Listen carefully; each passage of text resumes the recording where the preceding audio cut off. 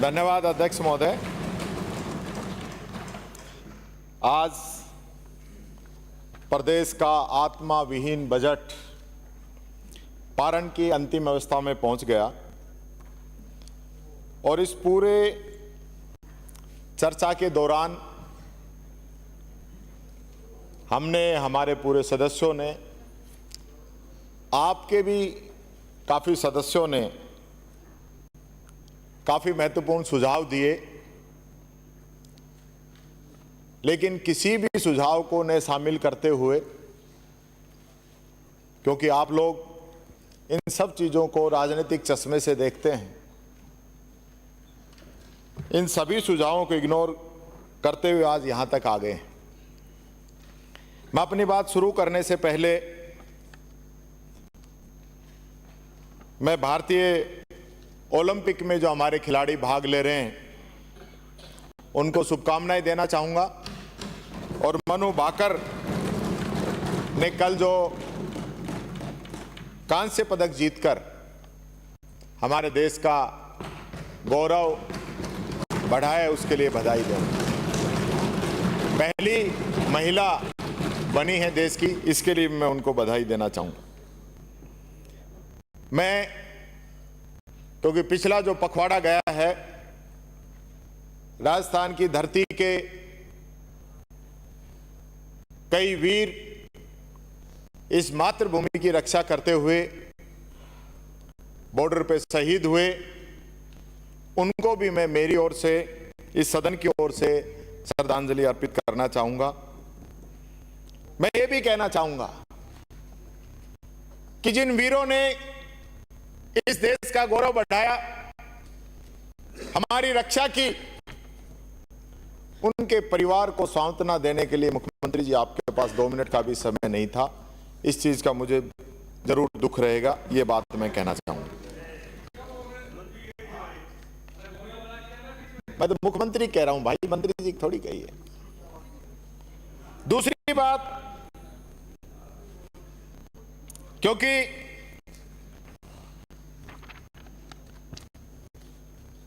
Double engine की सरकार का जुमला जो चल रहा है यहां पे,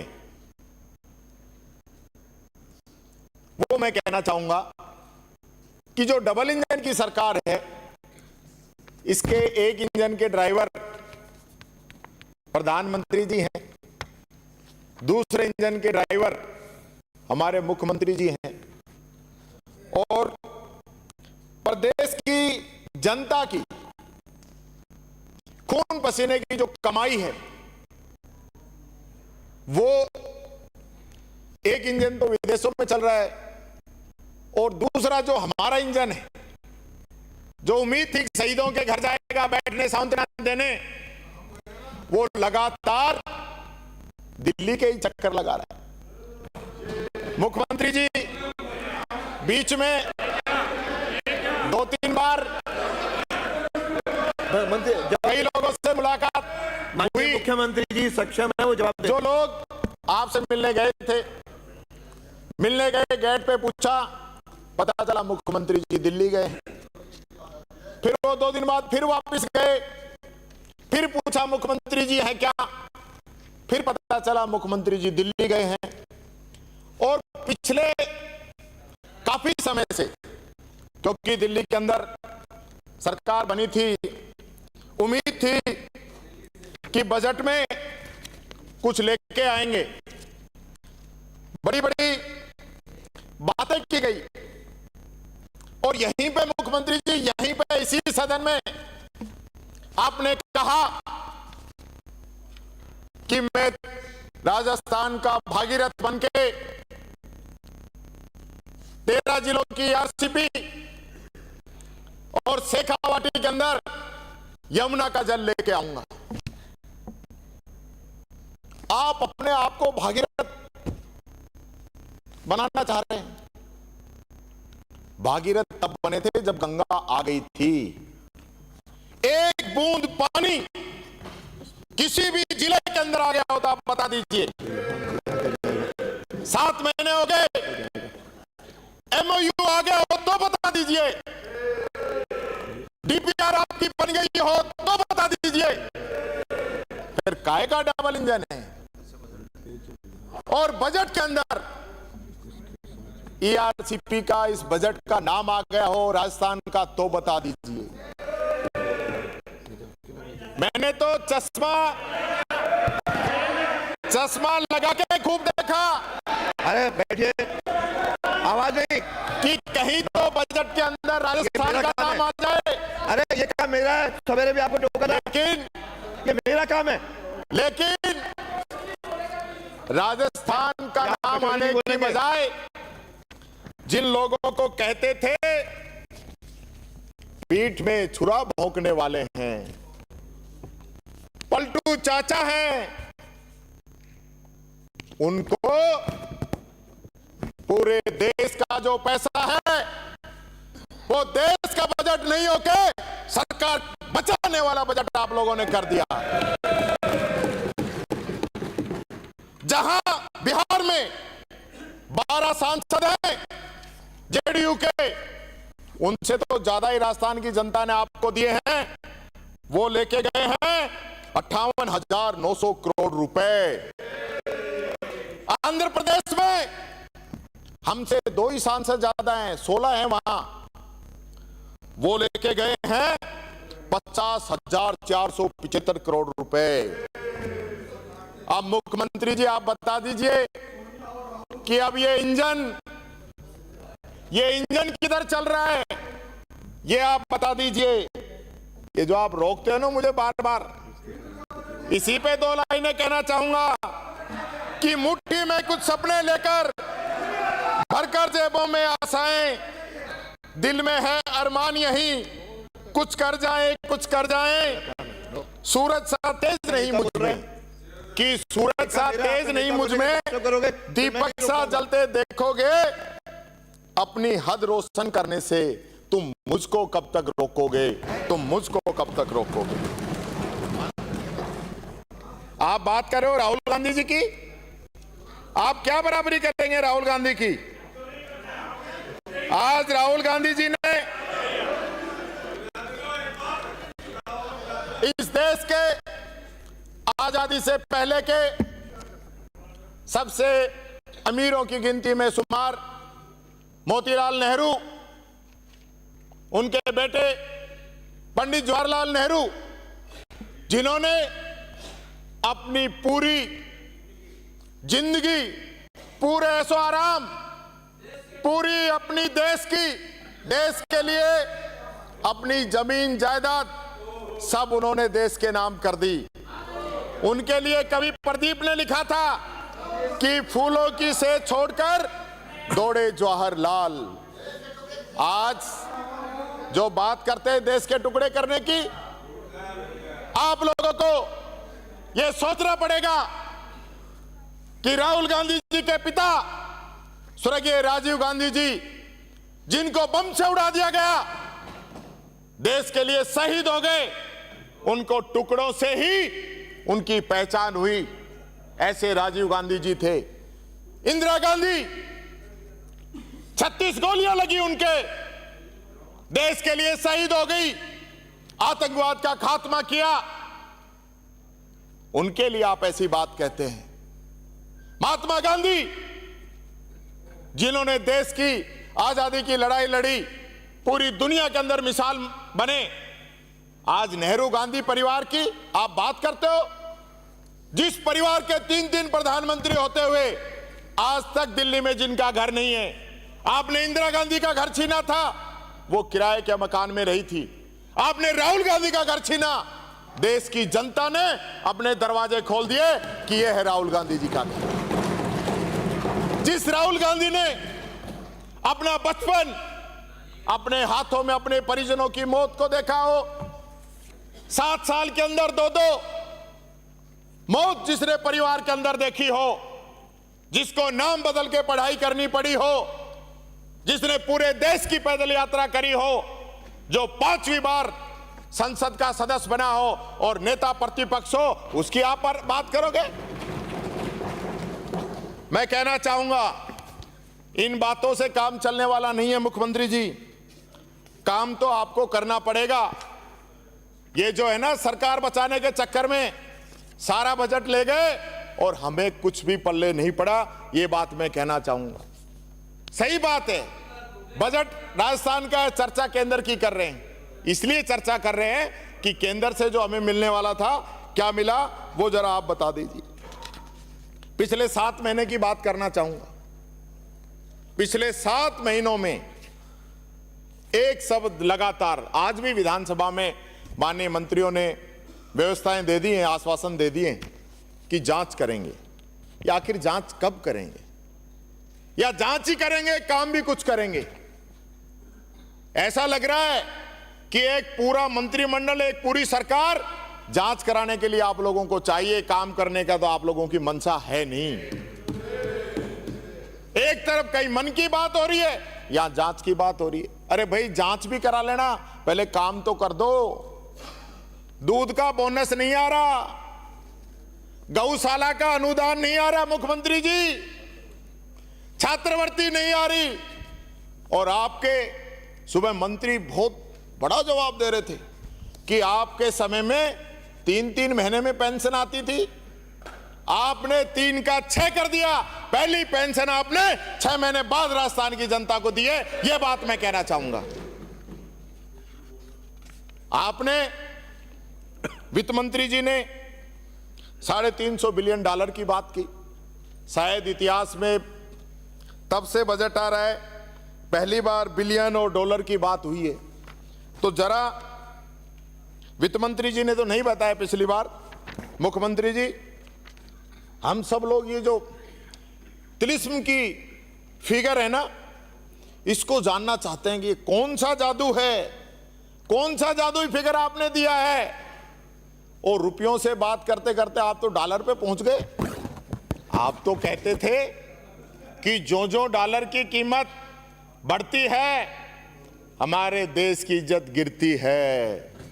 तो आज के समय में डॉलर की कीमत क्या है, यह भी बता देना कि 10.5 साल में आप लोगों ने डॉलर को कहां से कहां पहुंचा दिया। यह भी मैं चाहूंगा मुख्यमंत्री जी, जब आप जवाब दें तब जरूर बताएं। वैसे तो जवाब देने की आदत नहीं है आपकी। भले आदमी सारी चीजों को पी जाते हैं और मंद मंद मुस्कुरा के और सवाल से किनारा काट लेते हैं, लेकिन यह मुस्कुराने से काम नहीं चलेगा। जवाब तो देना पड़ेगा। आप पूछ रहे थे उस दिन कि आप कौन हैं जो एमओयू के बारे में जानना चाहते हैं। सरकार हमारी, एमओयू हमारा, आप कौन होते हैं पूछने वाले? मैं कहना चाहूंगा, मैं वो पूछने वाला हूं जो बाबा साहब भीमराव अंबेडकर के संविधान की वजह से राजस्थान की जनता ने आपसे सवाल पूछने के लिए इस पद पे बैठाया है। मैं वो हूं आपसे सवाल पूछने वाला। मैं एक बात और कहना चाहूंगा कि अंग्रेजी भाषा के एक प्रसिद्ध कवि दार्शनिक एलेस्टर क्राउले याद आ रहे हैं, जिन्होंने एक बात कही थी, क्लाउड्स विदाउट वाटर, यानी कि बिन पानी के बादल। और गांव में एक बात बहुत है कि जो गरजते हैं वो बरसते नहीं। मुख्यमंत्री जी, आप पौने तीन घंटे तक गरजे, लेकिन एक भी बूंद राजस्थान की जनता को इन 7 महीने में नहीं दिला पाए। इस सरकार के पास कोई विजन नहीं है, सिर्फ मंत्री नहीं है, कृषि मंत्री नहीं, थोथी घोषणाएं कराने से कोई फायदा मिलने वाला नहीं। मैं फिर आता हूं वापस ईआरसीपी पे। 9600 करोड़ की जो बात हुई, कई सदस्यों ने भी बार बार जानकारी चाहिए। मैं पूछना चाहता हूं, आपके बजट में 1 रुपए भी अब तक ईआरसीपी पे खर्च किया हो तो बता देना, और इसरदा नवनेरा बांध किसने बनाया है यह भी आप बता देना। यह मैं आपसे पूछना चाहूंगा।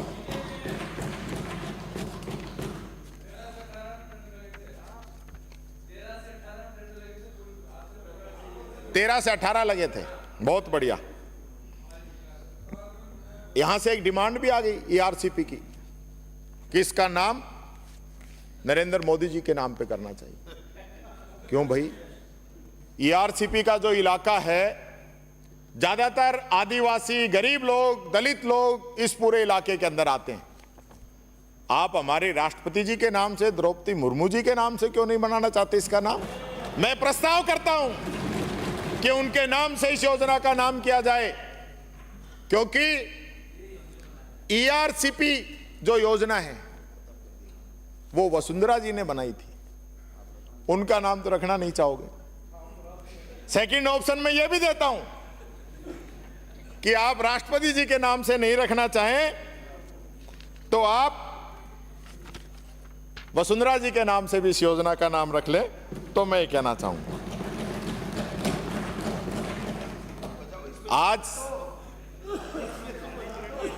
आज वैसे प्रदेश के अंदर ये चर्चाएं हैं कि मुख्यमंत्री जी और वित्त मंत्री जी की आजकल थोड़ा सा जो है पटरी सही नहीं चल रही है, लेकिन आज आप मैचिंग में आए हैं।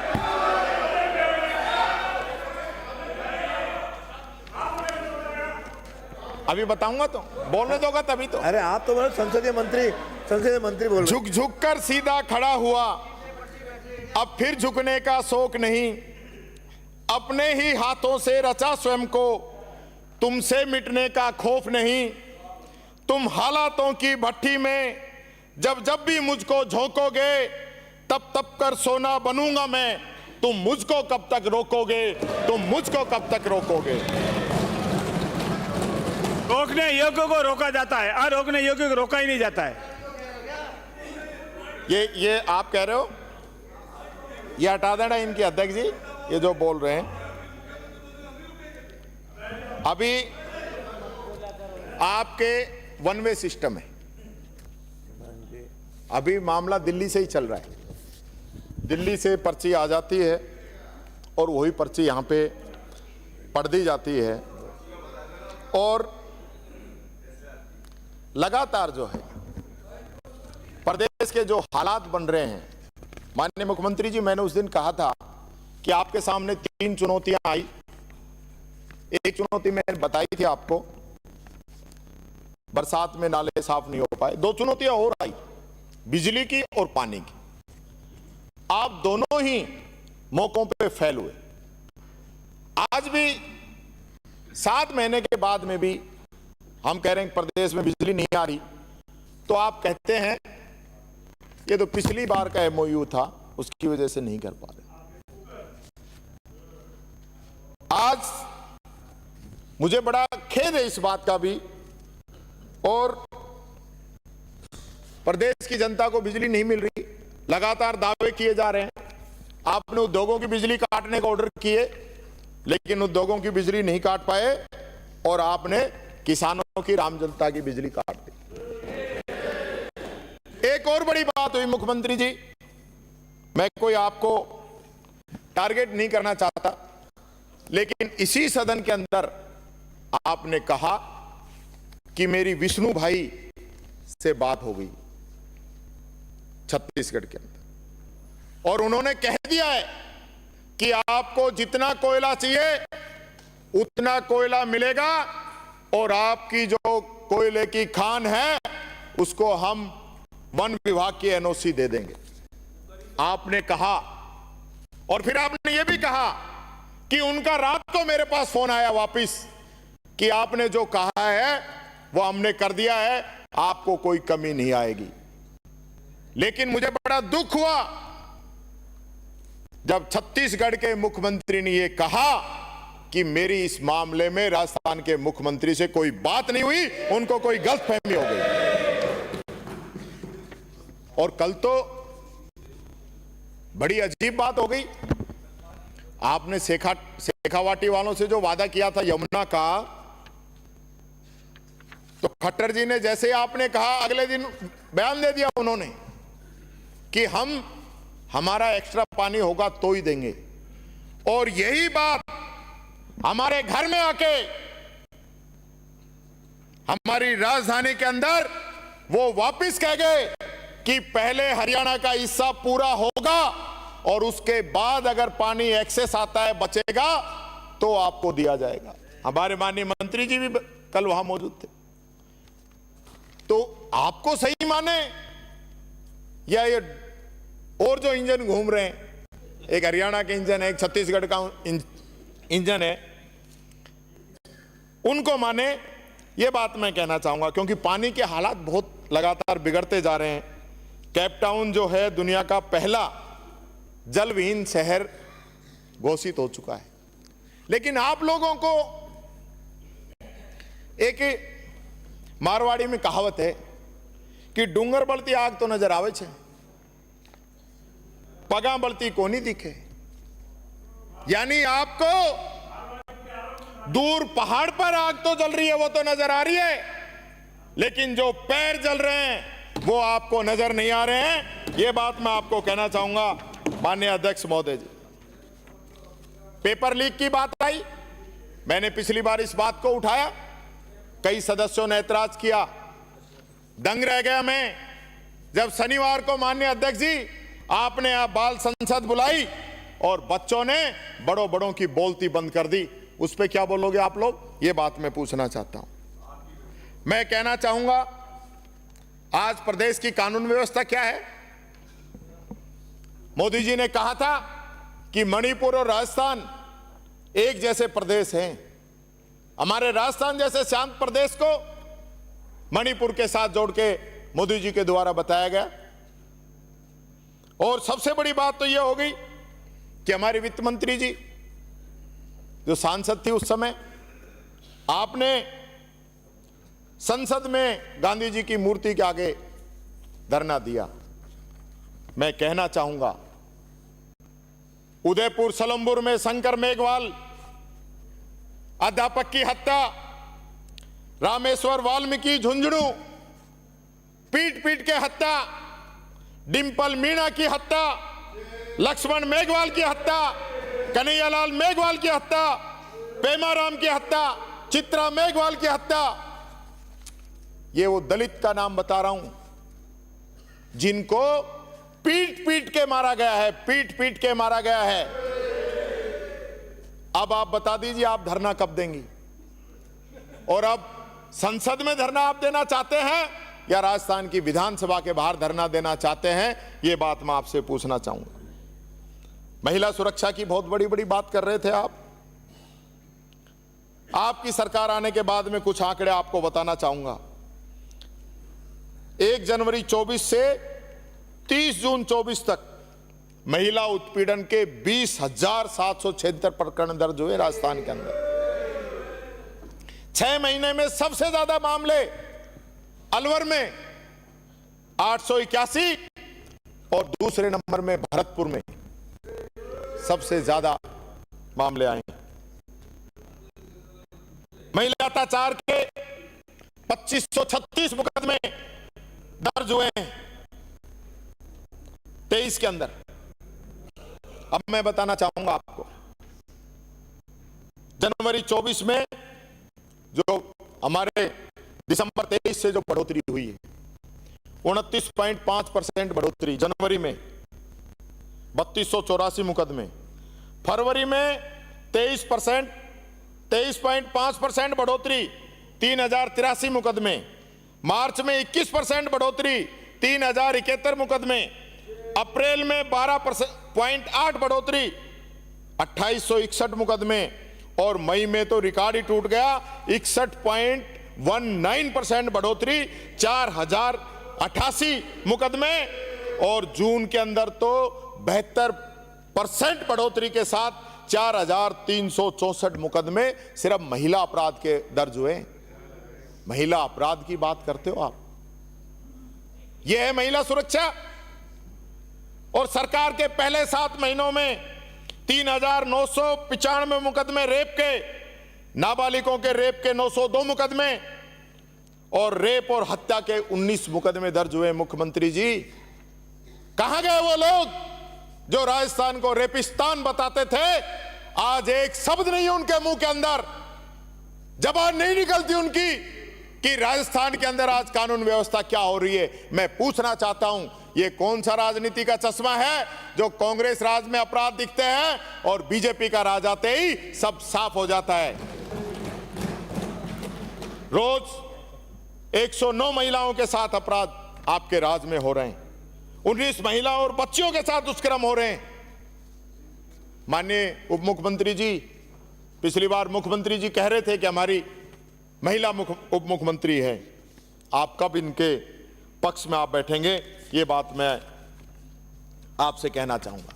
और कानून व्यवस्था, आप तो गिरिराज जी के भगत हैं और हमारा नेता शिव भोले का भगत है। सावन का महीना है, दूसरा सोमवार है और आज के दिन इस प्रदेश के अंदर कावड़ियों को पुलिस के द्वारा, होमगार्ड के द्वारा पीटा जा रहा है। सांबर थाने के अंदर आपने कांस्टेबल को हटा के इतिश्री कर ली। धार्मिकता का राग अलापते हो आप। और कावड़ियों को जिस प्रकार से पीटा गया है, वहां थानेदार, डीएसपी, पूरा थाना आपका सस्पेंड होना चाहिए। झुंझुनू के अंदर आपके होमगार्ड कावड़ियों को पीट रहे हैं। ये आपकी सरकार है? ये कानून का इकबाल है? ये मैं आप लोगों से पूछना चाहता हूं। 7 महीने में 958 निर्दोष लोगों की हत्या, 79 डकैती, 1179 लूट और 6866 अपहरण की गंभीर घटनाओं के मुकदमे दर्ज हुए। इनका जवाब दे देना, वो कहां था आपका कौन सा मिशन जब 10,000 लोग आपने पकड़े थे कानून व्यवस्था सुधारने के लिए? तो क्या स्थिति है, जरा आज मेरे को आप इसका जवाब दे देना। माननीय अध्यक्ष जी, मैं ये कहना चाहूंगा, दलितों के खिलाफ जो अपराध दर्ज हुए हैं दिसंबर 23 की तुलना में जनवरी में 32.7, फरवरी में 33.7, अप्रैल में 34.1, मई के अंदर 19.5, जून के अंदर 62.5 और अब 53.37 तक की वृद्धि दलित उत्पीड़न के अंदर हो रही है। किस मुंह से आप कानून व्यवस्था की बात कर रहे हो? सही था, आपने बजट के अंदर जो गुड गवर्नेंस को आपने 10 नंबर पे रखा था। मैं समझता हूं वो आपने 1 से 10 था आपकी काउंटिंग, इसलिए आपने 10 रखा। हो सकता है आपके बिंदु अगर 1 से 25 होते तो आप कानून व्यवस्था को, गुड गवर्नेंस को 25 पे रखते। ये बात मैं कहना चाहूंगा। आपकी कथनी और करनी पे एक शेर कहना चाहूंगा कि हाथ आंखों पे रख लेने से खतरा नहीं जाता, कि हाथ आंखों पे रख लेने से खतरा नहीं जाता, दीवार से भूचाल को रोका नहीं जाता, दांवों की तराजू में तो अजमत नहीं तुलती, फीते से तो किरदार को नापा नहीं जाता, नापा नहीं जाता। और मैं कहना चाहता हूं, कानून व्यवस्था की दुहाई देते हैं, काम किनसे कराना चाहते हैं? पुलिस से। 24 घंटे की नौकरी, कोई छुट्टी नहीं। आधी रात को फोन आता है, तुरंत पुलिस पहुंचती है। पीटे तो पुलिस, बजरी माफिया कुचले तो पुलिस। और जब पगार की बात आती है, डीपीसी की बात आती है, तो आप चुप हो जाते। उनकी ग्रेड पे बढ़ाइए, पुलिस कांस्टेबलों की ग्रेड पे 3600 कीजिए। मुख्यमंत्री जी, मैं आपसे कहना चाहता हूं, ये कानून व्यवस्था को अगर मजबूत करना है तो हमें पुलिस को मजबूत करना पड़ेगा। कांस्टेबल से लेकर इंस्पेक्टर तक की डीपीसी हमें करनी पड़ेगी। ये बात मैं आपसे कहना चाहूंगा। और मैं पुलिस के लिए 2 लाइनें कहना चाहूंगा। ना होली मनाते हैं, ना दिवाली मनाते हैं, ये अपने फर्ज को हर हाल में पूरा निभाते हैं। चले जब गोलियां दुश्मन की तो सीना अड़ा देते हैं, मगर ये फर्ज की कीमत लहू देकर चुकाते हैं। अपनों के लिए हर वादे तोड़ के आते हैं, अपनों के लिए हर वादे ये तोड़ के आते हैं। ये खाकी वाले हैं, अपनों के लिए अपनों को रोता छोड़ के आते हैं, रोता छोड़ के आते हैं। ये बात मैं मुख्यमंत्री जी कहना चाहूंगा। आप इस विभाग के मंत्री हैं, मुझे पूरी उम्मीद है कि आप जरूर इस बारे में विचार रखेंगे। कुछ इश्यूज हैं जो इस समय सदन में पिछले दिनों चल के आए, चलते हुए कुछ बातें रखी सदस्यों ने।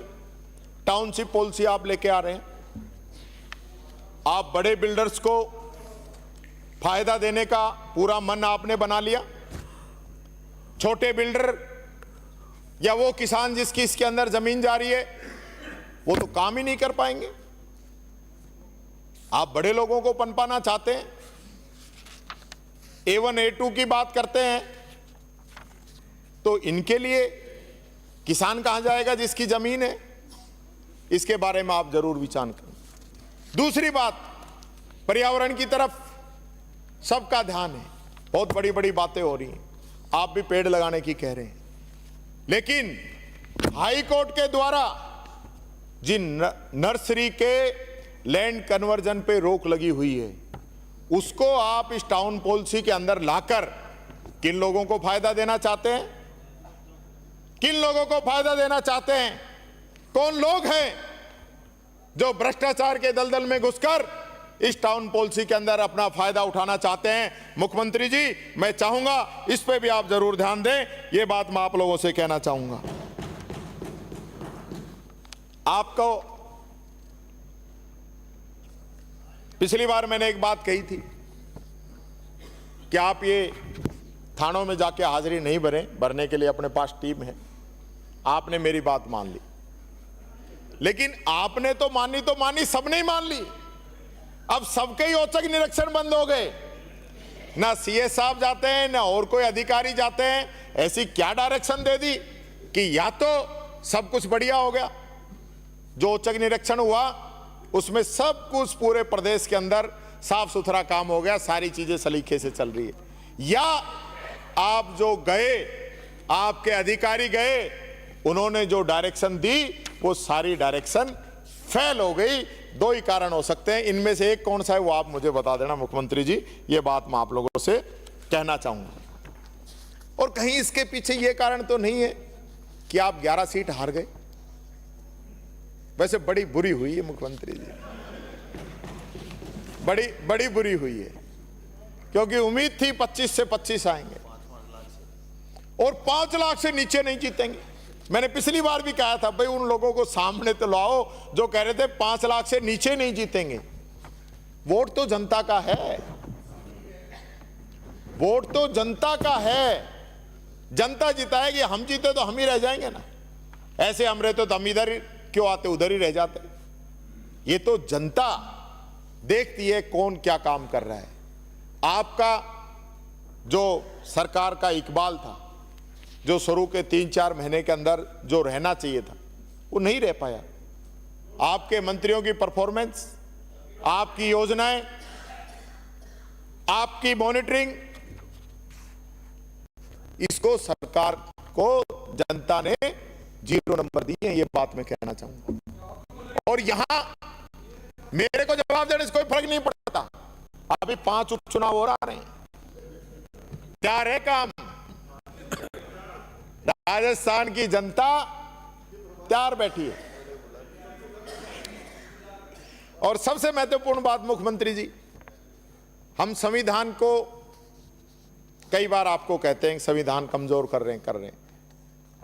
संविधान ऐसे थोड़ी कमजोर होता है कि भाई आप उसको एकदम ही हटा रहे हैं, लेकिन संविधान के अंदर जो नियम हैं, जो व्यवस्थाएं हैं, जो हम सब लोगों को जिसके दायरे में रह के काम करना है, संविधान में कहा गया है कि पंचायतों के चुनाव 6 महीने में कराने पड़ेंगे।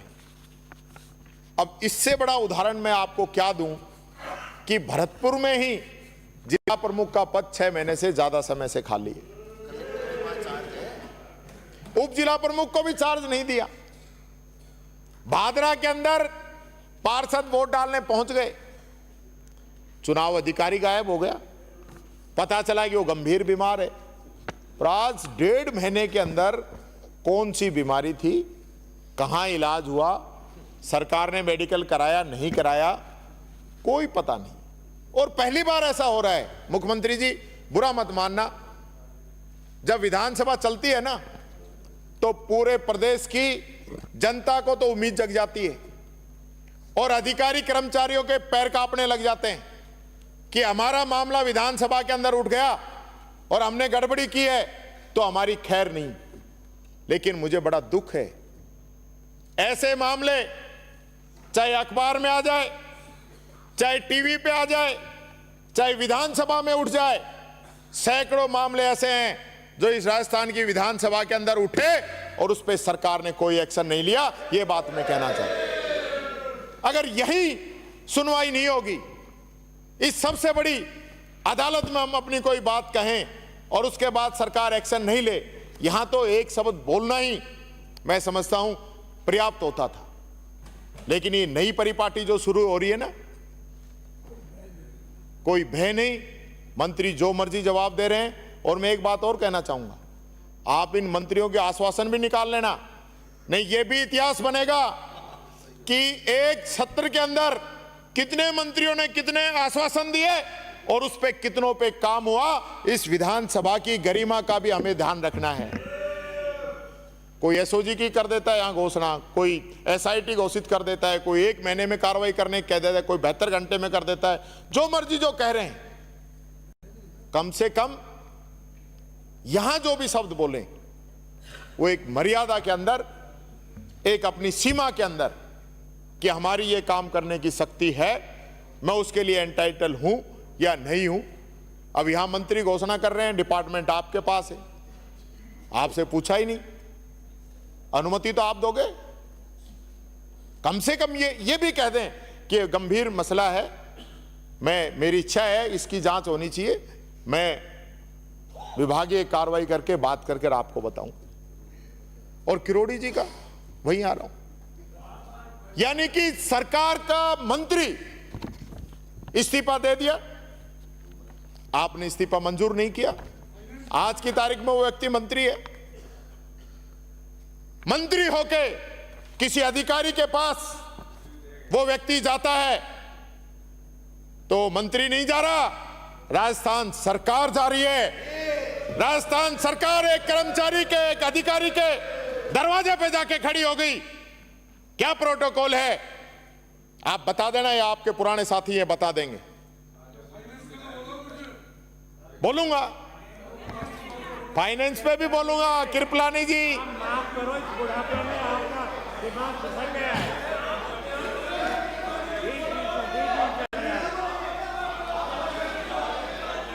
आप बात कर रहे थे एसीबी की। हमने 5 साल में 1972 भ्रष्टाचारियों के खिलाफ अभियोजन की स्वीकृति दी 5 साल के अंदर, और आपने 7 महीने में मंत्री जी ने जवाब दिया था 11 अभियोजन की स्वीकृति दी। 11 टोटली दी होंगी, जो विधानसभा में क्वेश्चन लगा था उसकी नहीं दी होंगी। और मैं बता देता हूं, उस पर तो मैं अलग दूसरे जो विधानसभा की प्रक्रिया है अध्यक्ष जी, उसके थ्रू आऊंगा। जो विधानसभा में गलत जवाब मिला है, मैंने उसके खंड में पूछा था कितनी अभियोजन स्वीकृति दी, आपने टोटल दी है, उस मामलों में 11 को नहीं दी है। ये बात मैं कहना चाहूंगा। आप जीरो टॉलरेंस की बात करते हैं। दौसा एसपी को मनीष अग्रवाल जो थे उनको आपने बहाल कर दिया। आप राहुल गांधी जी की बात करते हैं। राहुल गांधी जी ने 4 दलित कैबिनेट मंत्री और 5 एसटी आदिवासी के मंत्री पिछली सरकार ने बनाकर इन वर्गों को प्रतिनिधित्व दिया। और यही नहीं, 3 मंत्री महिला हमने बनाई, और जिसके अंदर सभी वर्ग थे वो हमने बनाए। और उसके मैं बोल रहा हूं आपकी लॉटरी खुल जाएगी, आपके लिए बोल रहा हूं। क्या आपकी सरकार में 2 दलित हैं? 2 दलित कैबिनेट, 1 राज्य मंत्री है, 3 आदिवासी हैं, और 50% महिला आरक्षण की आप लोग बात करते हो, केवल 2 महिला मंत्री हैं। आप ये हमारे पीछे कल्पना जी बैठी हैं, अनीता बघेल जी हैं, उधर नोकसम जी हैं हमारी। आप बनाइए ना महिलाओं को, कहां कमी है?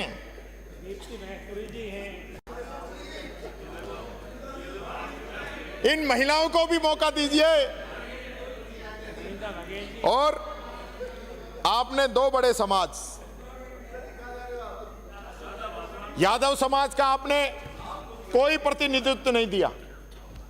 यादव समाज को भी प्रतिनिधित्व दीजिए माननीय मुख्यमंत्री जी। और गुर्जर समाज से एक मंत्री आपने बनाया, एक ही बनाया आपको ही। पर गृह मंत्री की जब डिमांड आती है, गृह मंत्री की जब बात आती है, गृह मंत्री को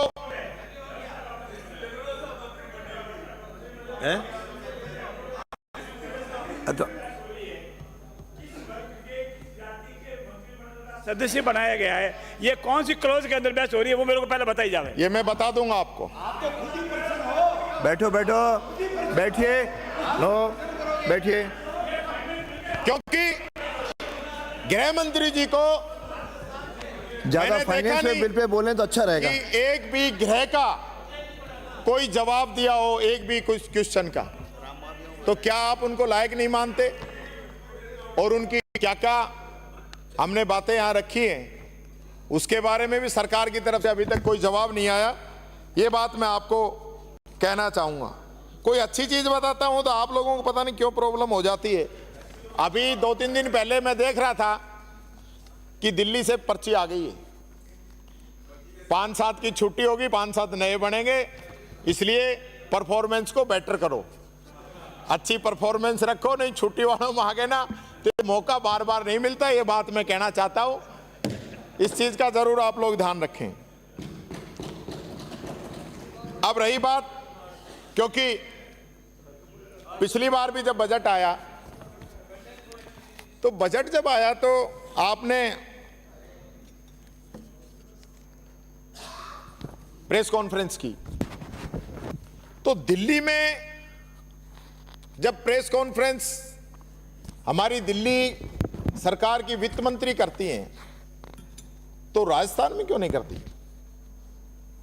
मुख्यमंत्री जी बड़ा मन रखिए। वित्त मंत्री जी ने जब बजट पेश किया है, अब या तो बनाया आपने जब आपको पूरी नॉलेज होगी जो तुरंत आपने उस पर प्रेस कॉन्फ्रेंस कर दी, या जब वित्त मंत्री जी ने पढ़ा है तो उनको प्रेस कॉन्फ्रेंस करनी चाहिए थी। अब तो बजट पे आ गया हूं, संसदीय कार्य मंत्री जी, मैं अभी तैयारी अब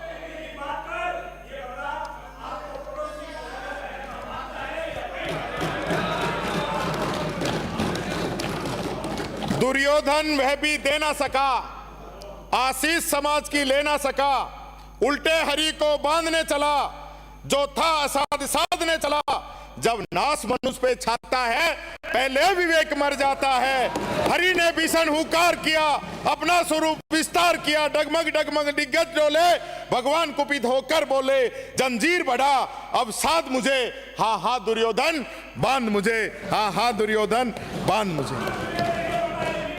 मैं माननीय मुख्यमंत्री जी ये कहना चाहूंगा आपसे, यहां अभी इनको मत हटाना संसदीय कार्य मंत्री कि मैं बता दूंगा कौन कौन आपके खिलाफ जो है। मैंने पिछली बार भी मुख्यमंत्री जी बताया था कि मैं जब घूमता हूं मेरे को पता है, और अब भी वो सिलसिला रुका नहीं है। 1-2 तो मैंने बता दिए था आपको। अब गाड़ियां जो जाती हैं वो जैसे ही मेरे घर के आगे से जाती है लेफ्ट में मुड़ जाती हैं, जाना चाहिए उनको राइट में, लेफ्ट में मुड़ जाती हैं। कौन कौन मंत्री आपके खिलाफ भी सत्याग्रह कर रहा है आपको नहीं पता है, मैं बताऊंगा आपको। आप भले आदमी हैं। गाड़ी सरकारी गाड़ी, मेरा आप व्यवस्था दें, जो है पहले व्यवस्था दें। सरकारी गाड़ी लेफ्ट मुड़ती है कि राइट मुड़ती है, एप्रोप्रिएशन बिल के कौन से क्लोज में लिखा हुआ है जिसको बोलने का अधिकार है? उस गाड़ी का बजट हम ही देते हैं, इसी बजट से पास होती है वो गाड़ी के नीचे जाती है। पर प्रतिपक्ष के नेता आपकी गाड़ी पटरी से उतरने वाली है। माननीय मुख्यमंत्री श्रीमान जी को जब ऐतराज नहीं, माननीय सदस्य, मुख्यमंत्री आपको जी नहीं खुद है। जानना चाहते हैं कैसे कौन लोग हैं, वो खुद सुनना चाह रहे हैं, तो आपको क्या दिक्कत है? और वैसे भी मुख्यमंत्री जी पिछली बार भी बजट के होर्डिंग लगे, अभी भी बन गए होंगे, अभी आपके बोलते ही, क्योंकि कई नई घोषणाएं भी आप करोगे, वो सारी छपनी है, तो वो सारे आपने तैयार कर दिए।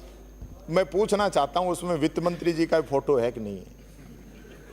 बड़ा नहीं छोटा तो आप लगा दो कम से कम। ऐसा तो आप मत करो कि बजट जिन्होंने पढ़ा है उनकी फोटो होर्डिंग से गायब हो जाए, और जब हम होर्डिंग लगाते थे तो बहुत बड़ी बड़ी बातें होती थी। आज आप ये जो जनता का पैसा उड़ा रहे हो, इस पे भी आप एक बार बता देना।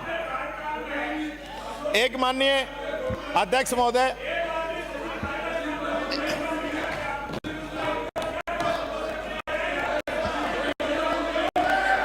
अब इस पे मत आओ। बैठिए बैठिए बैठिए बैठिए बैठिए बैठिए।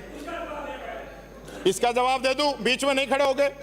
एक मिनट अध्यक्ष जी, इसका जवाब दे दूं, बीच में नहीं खड़े होगे? ठीक है।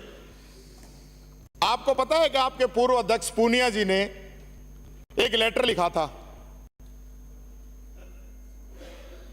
जिसमें उन्होंने भैरव सिंह जी को, हरिशंकर बाबड़ा जी को, ललित किशोर चतुर्वेदी जी को क्या कहा था बता दूं? लेटर है, लेटर में टेबल करूंगा।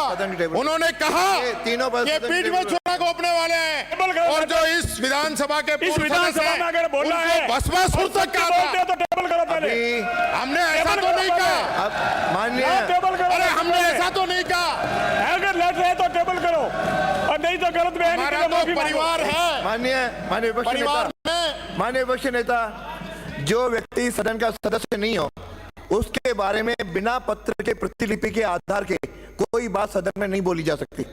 अगले में पत्र ले आऊंगा अध्यक्ष जी। हाँ, जब लाओ तब बोलना, जब लाओ तब बोलना, अभी बोलने की आवश्यकता नहीं। माननीय मुख्यमंत्री जी, नहीं एक तो बात और अंकित नहीं कहना होगा। चाहूंगा। पूरे सदन ने एक बात के लिए एक मत होके, पक्ष भी विपक्ष भी, सबने समर्थन किया है कि जो सफाई कर्मचारियों की भर्ती हो रही है उस भर्ती के अंदर वाल्मीकि समाज के लोगों को मौका मिलना चाहिए, उनको प्रतिनिधित्व मिलना चाहिए। इसके लिए आपको जो भी प्रावधान करना हो आप करिए। प्राइवेट बिल लेके आने की बात है, आप लेके आइए। आपको कई वोटों का, आपका वोट बैंक खिसक जाए कोई बात लगती है, हमें कहिए, हम लेके आएंगे, आप समर्थन करना।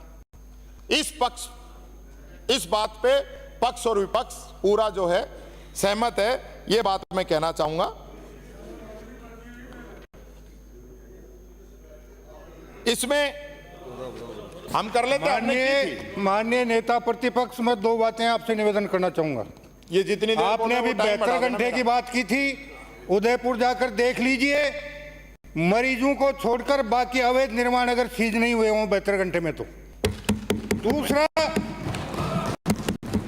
सफाई कर्मी भर्ती में न्यायालय का जो निर्णय है उसकी पालना करते हुए मैंने परसों भी आपसे निवेदन किया था कि हम नियमों में वापस 2012 का सफाई कर्मी भर्ती नियम जो है वो लागू करेंगे, और 2 साल के लिए उनसे सफाई का काम करवाने के बाद उनको नियमित करेंगे। वैसे मुख्यमंत्री जी, आपके मंत्रिमंडल के सबसे काबिल मंत्री हैं, और मेरा पूरा जो है सब साथी इस बात से खुश हैं, जो बात कहते हैं पूरी कहते हैं, और पूरी इनकी बात हमने सुनी, पूरा इन्होंने सबका जवाब दिया, और अच्छी बात इन्होंने कही। पर 5 उंगली बरोबर नहीं है मंत्री जी, आपके लिए नहीं था, आप अपने पे ले गए। मैं एक चीज और कहना चाहूंगा, जो संविधान की जो बात मैं कर रहा था, संविधान के अंदर हमें अपनी मांग उठाने की इजाजत संविधान देता है। आप लोग, जो लोग धरना देना चाहते हैं, अपनी डिमांड लेके आते हैं, उनको धरने की अनुमति नहीं दे रहे। ये नई चीज, आप नई परिपाटी कहां से शुरू कर रहे हैं? कालीचरण जी, आप तो बहुत पुराने सदस्य हैं, तो इस प्रकार की परिपाटी राजस्थान में अगर शुरू हो गई कि संबोधन अध्यक्ष की ओर, सीधा कालीचरण जी को नहीं कहूंगा, मेरे माध्यम से कहोगे। आपके माध्यम से कह रहा हूं, उनको तो सपोर्ट में ले रहा हूं, उनकी यहां भरवा रहा हूं मैं। नहीं, वो भी मैं भर रहा हूं। यानी कि इस बात पे भी इनको एलर्जी है कि ये परमिशन नहीं दे रहे लोगों को, और मैं परमिशन की कह रहा हूं। आप मेरे से मांगोगे तो मैं विचार करूंगा। पर अध्यक्ष जी, आपके तो सब पक्ष में आपके खिलाफ धरना देने की जरूरत नहीं है, आप तो वैसे ही मान जाते हैं। बुरा मत मानो तो एक बात और कहता हूं मुख्यमंत्री जी, बुरा नहीं मानना, ये पहले ही कह रहा हूं, कहीं नाराज हो जाओ। आप सरपंच रहे, आपने अभी सरपंचों के फंक्शन में आपने बात कही और आपने बड़ी मजबूती से उनके लिए कहा कि भाई सरपंचों की कई दिक्कतें परेशानियां, और आपने ये भी कहा जब मैं सरपंच था तो नरेगा के काम के लिए लोग आते थे, मैं सबसे ज़्यादा कराता था। पर मुख्यमंत्री जी, आप तो 5 तक सरपंच रहे, नरेगा 6 के बाद आई है, ये चक्कर पड़ गया कहीं, इसका जरूर आप ध्यान देना। मैं ये बात कहना चाहूंगा। मैं कुछ जो प्रदेश की जो स्थिति है, कुछ ज्ञापन जो लगातार प्राप्त हो रहे हैं, आपने राजीव गांधी युवा मित्रों को हटा दिया, आपने कहा हम विचार करेंगे बजट के बाद, आपने विचार नहीं किया। एक युवा मित्र ने सुसाइड भी कर लिया। आप इस पे जरूर ध्यान दें, मेरा आपसे निवेदन है। हमने बेरोजगारी भत्ता शुरू किया, अभी तक बेरोजगारी भत्ता युवाओं को नहीं मिल रहा है, वो आप डालने का आप काम करें। एक हमारी पूर्व सरकार ने गरीब लोगों को रोजगार देने के लिए चौराहों पे गुमटियां दी थी। अजमेर में सौंदर्यीकरण के नाम पे अध्यक्ष जी वो गुमटियां हटा के गरीबों के जो आशियाना हैं उनको तोड़ा जा रहा है। एक जो रोस्टर है, रोस्टर संधारण के लिए SC ST के जो लोग हैं उनको रिजर्वेशन मिले, उसके लिए रोस्टर प्रणाली लागू की। अब रोस्टर जो रजिस्टर है उसका संधारण ही नहीं हो रहा, ऑर्डर निकले पड़े हैं, तो आप कृपा करके इन पे कार्रवाई कराइए। राजमेश के मेडिकल कॉलेज में आपने 1 अगस्त 24 के बाद जो नियुक्त चिकित्सक शिक्षक हैं उनको RSR का एडॉप्ट करने की बात कही है, लेकिन 17 मेडिकल कॉलेज में जो पहले से शिक्षक काम कर रहे हैं उनको भी यही वेतनमान आप दे दें। वो हड़ताल कर रहे हैं लगातार, आप लोगों के यहां पे आ रहे हैं, माननीय मंत्री जी भी यहां पे मौजूद हैं। आयुष चिकित्सकों की एक बड़ी स्थिति आ रही है कि उनको आप 60 साल में रिटायर कर रहे हैं, दूसरे जो डॉक्टर हैं उनको आप 62 साल में रिटायर कर रहे हैं। इनको 60 में किया, ये कोर्ट चले गए, कोर्ट ने ऑर्डर दे दिया कि 62 में किया जाए। अब जो कोर्ट चला गया वो तो 62 तक रुक रहा है, और जो कोर्ट नहीं जाता वो 60 में रिटायर हो रहा है। और सरकार जो है, जिनका अब 31 जुलाई को रिटायरमेंट होना है ना, उनको अब तक ऑर्डर नहीं दिए ताकि वो कोर्ट में नहीं चला जाए। 31 की सुबह आप ऑर्डर दोगे और शाम को रिटायर कर दोगे। ऐसा जो है दोहरापन इनके साथ नहीं होना चाहिए। हमारे लैब टेक्नीशियनों की जो भर्ती चल रही है 2023, उसको भी आप जल्दी पूरा कराने का कष्ट करें। राजीव गांधी सेवा केंद्रों में जो सुरक्षा गार्ड लगे हुए हैं उनको हटा दिया है, और उन्हीं को नहीं, हजारों संविदा कर्मियों को हटा दिया है। हमारी सरकार ने कानून बना दिया था, आप उनको नियम लागू करके संविदा और ठेका जो प्रथा है उसको खत्म करके उनकी मदद कीजिए। पंचायत सहायक भर्ती 2017 में वंचित रह गए जो 6500 विद्यार्थी, इनको भी संविदा सेवा नियम 2022 में शामिल करवाने का आप कष्ट करें। इसी प्रकार से पशुपालन विभाग के भी हैं जो पशु चिकित्सक हैं, PG के समकक्ष है, उनकी भी डिमांड है। आयुर्वेद नर्स कंपाउंडर में अनुसूचित जाति का जो बैकलॉग है वो काफी समय से पूरा खाली पड़ा है, उसको भर्ती करवाएं। उप प्रधानाचार्य के 50% पदों पर सीधी भर्ती का जो कानून है उसकी पालना कराएं। एक जो है, जब छठा वेतन आया था, वेतन आयोग आया था, उस समय सभी कार्मिकों से ऑप्शन मांगे थे। अगर किसी ने गलती से कोई ऑप्शन गलत भर दिया तो उनको क्योंकि नया रूल था, पहली बार आया था, उनको दिक्कत आ गई, उनका एक इंक्रीमेंट रुक गया और उनको पेंशन के बाद में भी दिक्कत आएगी। तो सिर्फ वो गलती त्रुटि सुधारने के लिए आप उनको एक मौका जरूर दीजिए, ये मैं आपको मुख्यमंत्री जी कहना चाहूंगा। कहाँ है ना, मेरे पास ही खूब है, पर वो मैं ज्यादा पढ़ूं तो उनको शेर ज्यादा पढ़े। अब आप बजट की बात कर रहे थे, कौन सी? ये तो संविधान की है और ये बजट की है। आपने जो पुरानी किताबें होती है ना, उनमें नया जिल्द लगता है, वो नया जिल्द लगा के जो बजट आपने पेश किया है उस पर मैं कहना चाहूंगा।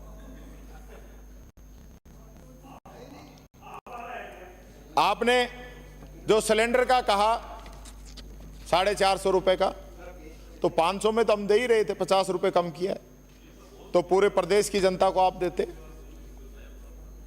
इंदिरा रसोई में हम 8 रुपए में खाना दे रहे थे, आपने जनवरी से आज तक इंदिरा रसोई का अनुदान नहीं दिया।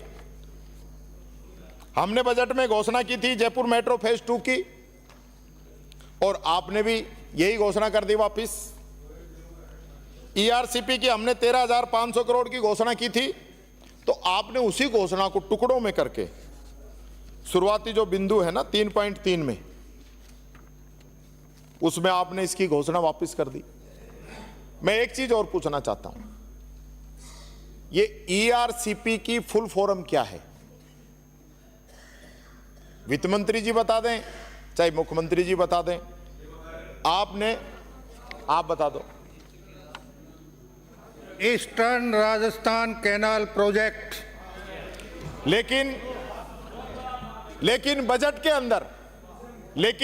अंदर बिंदु 111 लिख लेना मुख्यमंत्री जी, बिंदु 111 में लिखा है eastern region canal project. Budget की किताब में देख लेना सचेतक महोदय, अभी कह रहे थे ना बजट की किताब कहां है, आप देख लेना आप।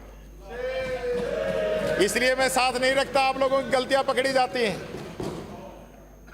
हमने किसानों को 50,000 फॉर्म पाउंड की कही, आप 40,000 कर रहे हैं।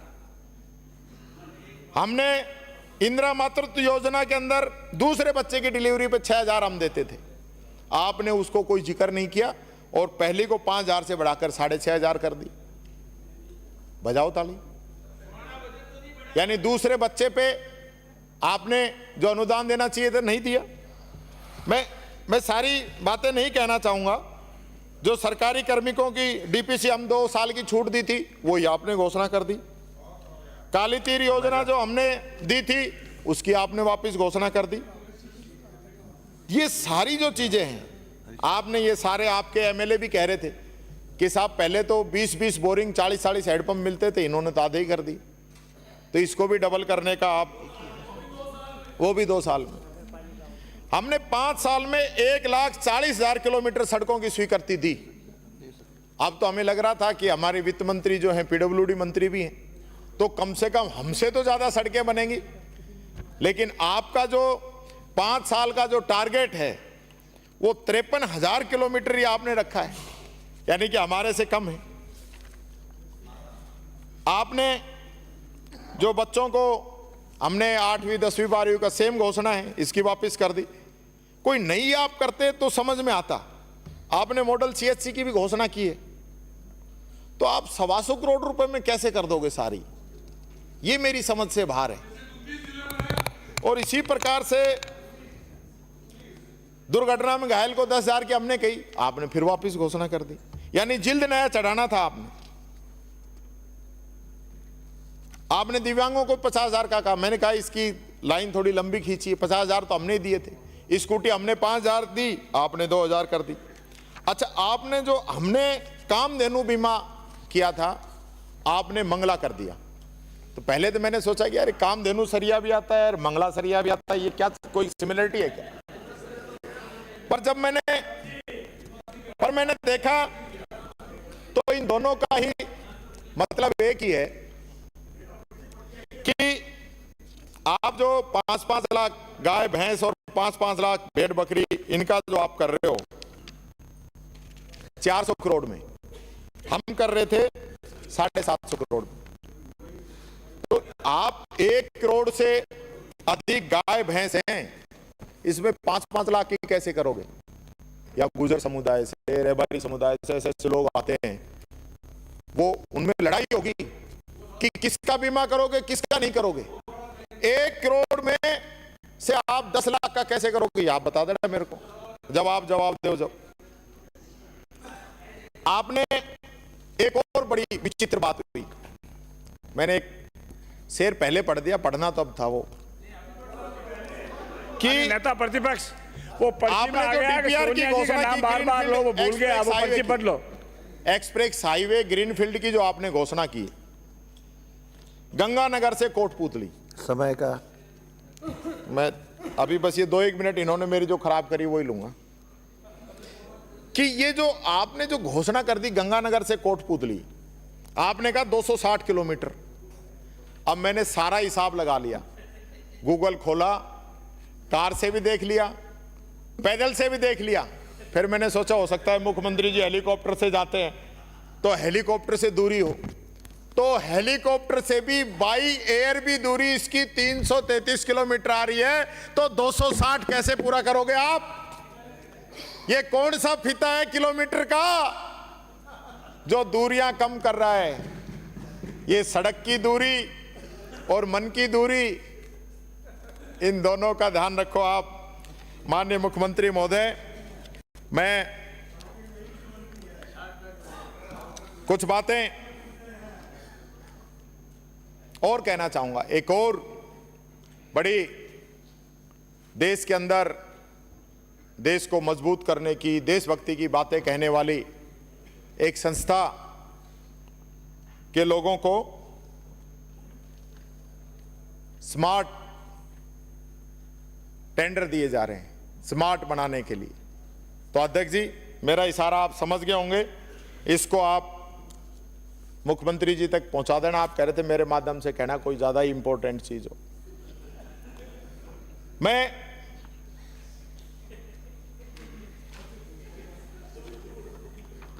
हो गया पूरा? नहीं, आपके सीधे संबंध नहीं, है, आप बात कर मटेरियल लेना। पूरा है, मैं सोच रहा हूं 2 मिनट बची है तो कोई आपके सीधे संबंध है, आप बात कर लेना। ऐसी सीधे संबंध नहीं है, नहीं है। सीधे नहीं है, आपके ही थ्रू है। ये वहम कतई मुझ पे नहीं है। मैं जो कर्जे की आपने बात कही, बजट की बात कही, उस पर भी 2 ही मिनट में अपनी बात खत्म करूंगा कि आपने लेखानुदान के पैराग्राफ नंबर 4 में कहा कि राज्य पर जो कर्ज है वो 5,79,781 करोड़ रुपए हो गया है और कर्ज और जीएसडीपी के अनुपात में देश में दूसरा स्थान है। प्रदेश के हर व्यक्ति पर 17,800 रुपए का कर्ज होना संभावित है। और अब ये जो आप आगे जाओगे ना तो ये 80,000 तक ये पहुंचेगा, 80,000। हालांकि आंकड़े इसी बजट के साथ ही एफआरबीएम डॉक्यूमेंट से मेल नहीं खा रहे हैं। एफआरबीएम डॉक्यूमेंट में 2023-24 के बाद रिवाइज एस्टीमेट में कर्ज 5,70,645 करोड़ माना है, जो कि आपके लेखानुदान में दिए गए आंकड़ों से करीब 9,000 करोड़ रुपए कम है। और इसी पैराग्राफ को पढ़ के लगता है कि सरकार कर्ज कम करने को लेकर गंभीर है, लेकिन लॉकडाउन के दौरान भी जो हमने कर्ज लिया था उससे कहीं ज्यादा कर्ज आपने लिया है। और कर्ज के नाम पे आप पिछली सरकार को जो कोस रहे हो, आपने रिकॉर्ड तोड़ दिया। 75 साल में आज तक के इतिहास में किसी सरकार ने सबसे ज्यादा कर्ज लिया है तो यह आपकी सरकार है जिसने सबसे ज्यादा कर्ज लिया है। और आपने यह सोच रखा है कि यह कर्ज तो मेरा है, ये कर्ज तो मेरा है, चुकाएगा कोई और, दुख मुझको है, नीर बहाएगा कोई और, क्या फिर यूं ही दी जाएगी उजरत पे गवाही, क्या तेरी सजा अब के भी पाएगा कोई और, पाएगा कोई और। बहुत बहुत धन्यवाद अध्यक्ष जी। मैं ये कहना चाहूंगा, ये बजट दिशाहीन, निराशाजनक, खोखले दावों वाला और प्रदेश को आगे ले जाने की बजाय पीछे ले जाने वाला बजट है। इस बजट की मैं और मेरे पूरे साथी, पूरा हमारा दल इसकी घोर निंदा करता है। और केंद्र से जो हमें कुछ नहीं मिला, जो बड़ी बड़ी बातें करते थे, 25-25 सांसद 2 बार दिए, 14 सांसद अब के दिए, बिहार से तो ज्यादा ही दिए, उसके बावजूद भी राजस्थान के जो हक अधिकार सब दिल्ली के अंदर गिरवी रख दिए, उसकी घोर निंदा करता हूं। बहुत बहुत धन्यवाद। माननीय मुख्य